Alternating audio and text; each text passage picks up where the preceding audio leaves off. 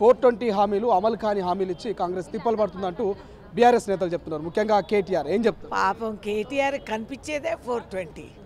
వాళ్ళు ప్రభుత్వం పోయిందే బికాస్ దే ఆర్ 420.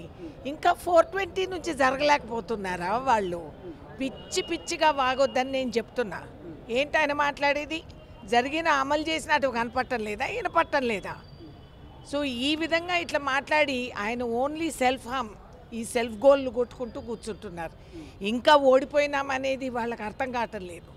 మదించిన ఏనుగు ఏ విధంగా తొక్కి నాశనం చేస్తుందో అదే విధంగా ప్రజలు వీళ్ళని తుడిచి పారేస్తారు లోక్సభలో కూడా. కౌంట్ డౌన్ స్టార్ట్ అయింది, కాంగ్రెస్ పార్టీకి కౌంట్ డౌన్ స్టార్ట్ అయింది. 100 రోజుల తర్వాత మేమేమంటో చూపిస్తాం, మరో ఉద్యమానికి తెరలేపుతామంటూ కవిత చెప్తా ఉన్నారు. ఎంతవరకు దీన్ని చూస్తాను? అమ్మ కవిత, నీకు నేను ఏం అడ్వైస్ ఇవ్వగలుగుతాననేది నేను ఆలోచిస్తున్నా.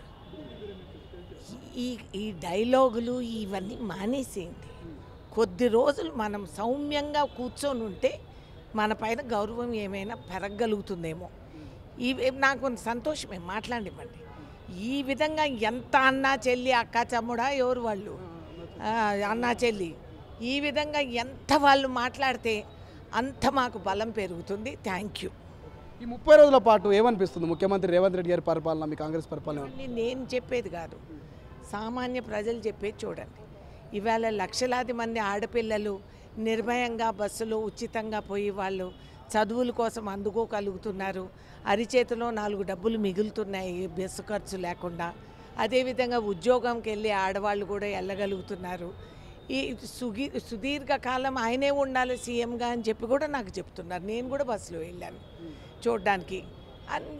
ఎంతో చక్కగా ప్రజలు ముందుకొచ్చి స్వేచ్ఛగా వాళ్ళు మాట్లాడగలిగి వాళ్ళ అమూల్యమైన సలహాలు మాకు కేటాయిస్తూ ఉంటే సంతోషంగానే ఉందని నేను అనుకుంటున్నాను. రుణమాఫీ అన్నారు, 2 లక్షల రుణమాఫీ అన్నారు, రైతు బంధు అన్నారు. ఎందుకు ఇంత లాపర్వా చేస్తుంది కాంగ్రెస్ ప్రభుత్వం? ఎవరు చెప్పారండి? కాసేపు ఆగండి, ఇంకా 100 రోజులు అవ్వలేదుగా, దాని తర్వాత మాట్లాడదాం. ఏం చెప్తారు ఎంపీ ఎన్నికల గురించి? రేణుకా చౌదరి గారిని మేము ఎక్కడి నుంచి చూడబోతాం? హలో, ఏంటా ప్రశ్న? మరి ఖమ్మం జిల్లా ఆడబిడ్డను నేను. ఇవన్నీ చెప్పుకోవాల్సిన అవసరం. అయినా ఇప్పుడు రేణుకా చౌదరి ఎక్కడ, ఆవకాయ పచ్చడి ఎక్కడ కాదు, ముఖ్యంగా ఉద్యోగాలు ఎక్కడ. మేము నిరుద్యోగ ప్రభుత్వంగా వచ్చాం. ప్రజలకి నిరుద్యోగాలు ఉన్నాయి, దాన్ని ఎదుర్కొనేదానికి సామాన్యులు మమ్మల్ని నమ్మి మేము పదవిలోకి వచ్చాం. మా బాధ్యత ఫస్ట్ మేము వాళ్ళ గురించి ఆలోచించాలా, ఫస్ట్ మేము చేసిన ప్రమాణాలన్నీ చూసుకోవాలా. ఆ విధంగా మేము అమలు చేసే కార్యక్రమాలు మేము దాని గురించి మేము ఆలోచిస్తున్నాం. స్వార్థం, నాది, నేనెంత, నాకింత, నా ఇంటికి వస్తే నువ్వేం తెస్తావు, నీ ఇంటికి వస్తే నేనేమిస్తా, ఇవన్నీ మర్చిపోండి. కానీ ఖమ్మం నుంచి మీ అధినాయకురాలు సోనియమ్మ పోటీ చేయబోతున్నప్పుడు ప్రచారం నడుస్తుంది. వెరీ గుడ్ కదా, అంతకంటే బ్రహ్మాండమా, అంతకంటే అదృష్టమా మాకు.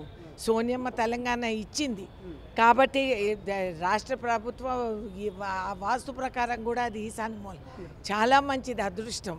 Sonia Gandhi should own Telangana. ఇది ఆమె రాష్ట్రం, ఆమె ఇచ్చిన రాష్ట్రం. ఈ 10 సంవత్సరాల తర్వాత మేము ఆమెకి కానుక అందించగలిగాం. సో ఆమె అంతకంటే అదృష్టం మాకు ఇంకోటి లేదు. ఆ సేవ చేసుకోవటమే మాకు శాశ్వతం. మీరు ఎక్కడి నుంచి పోటీ చేసే అవకాశం? పోటీ చేసినా చేయకపోయినా హూ కేర్స్.